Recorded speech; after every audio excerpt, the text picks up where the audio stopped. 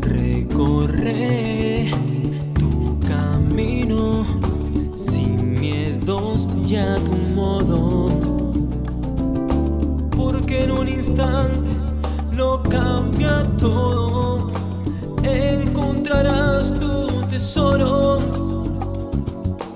vuelve a nacer, despierta el niño que hay en tu ser y curarás al adulto. Vive como sueñas, encuentra un lugar que te mantenga despierto. Pon atención siempre en tus sueños y tu barco llegará a buen puerto.